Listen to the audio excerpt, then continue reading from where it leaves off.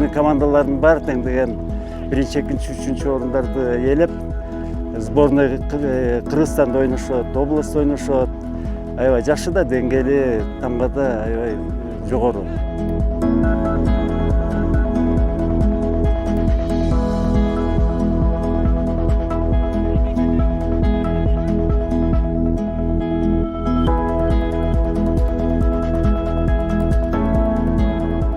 Тала боля салынганы биздин тамга тургундарына жакшы, мындай айтканда, ынтымак алып келди да. Күндө кечинде келебиз, ушактан машыгуу жасайбыз кечкисин. Көп турнирлер өтөт, Ноорузду да ушактан өткөзөт.